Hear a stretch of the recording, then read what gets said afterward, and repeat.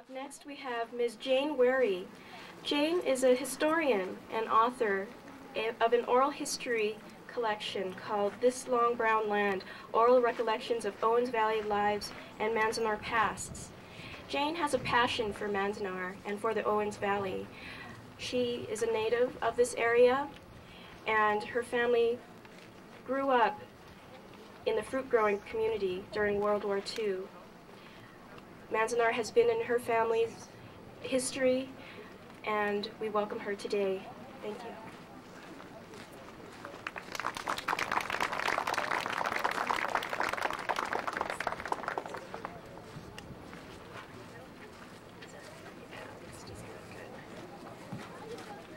I want to thank the Manzanar Committee for asking me to be here today. It is a really huge honor to be part of this. I've come to them for many years, and now it's very exciting to be talking to you. I am one of America's youth. I was young once, right after the war, and I share a September birth date with at least two former internees. One of them is named Joanne Kashatani Akita, and I have met her, and I have learned since that she and I spent most of our adult lives living just a few miles apart in Southern California. I first learned about Manzanar when I was a child, when I went with my parents on apple picking expeditions to the orchards that are right out here. Some of them are still going. We have a few apple trees left. During those outings, I was quite young, but I remember hearing about a Manzanar where there was a two-room schoolhouse where my mother went, and a general store that my grandfather had owned. I heard about baseball games and old-time dances in the community hall, and I heard about the beautiful orchards, the country lanes, the flowers and gardens, and it was a lush and beautiful place. I also heard them talk about the camp and the Japanese and the war. And in my young mind, I bundled all of this information and all of these images up together and put them all into the same space and the same time, and that was Manzanar for me. It wasn't until many years later, when I was a young adult, that I began to sort it all out, and I learned and realized that there were actually two separate Manzanars. One, 1910 to 1935, where my mother lived as a young girl, and my grandfather did indeed own the general store, and the other during the time of this relocation center. So I feel like I am really one of America's youth with a story to tell. I want to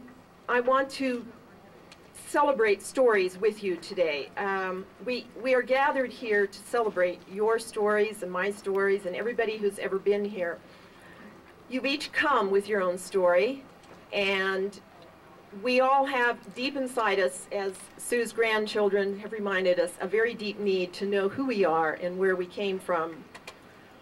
We also celebrate Sue's story today. She was an ordinary young woman when she came here to camp, and then she left, and then she became an extraordinary person when her voice was among the first to speak out after a long silence. So we honor her for doing that. I'm not really an authority on how the internment will affect America's youth, and will continue to do so. I know it will. But I am in a position to tell you that it is through personal stories that our youth and all of us will learn about this time, and will internalize it and make it personal and real. And so I want to share with you today a little bit about stories, about storytelling. For those of you who lived here long ago during the camp, your lives were profoundly shaped by that time. And others of you have come here from neighboring towns. And for you, Manzanar's layered paths are part of your past too. If it is your first visit to Manzanar, you're going to take away a memory of this day, and it will become part of your story. You too will become part of its story. Personal stories can tie us together, even in shared experiences. Just little bits of personal stories, such as this one from Joanne's mother, Dawn Kashitani, who told her story at the Eastern California Museum in 1973. Just a little piece. I first came to Manzanar April the 23rd, 1942, and I was in Manzanar 2 years.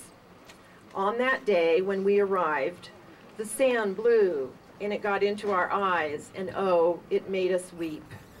And we thought of our old home.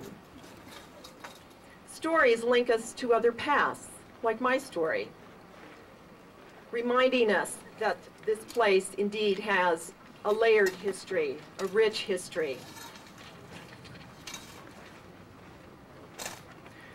Personal stories remind us, too, of the parallel lives and events that took place in this camp and its neighboring communities during World War II, and the often serendipitous and kind of remarkable ways that they touched and intersected with one another.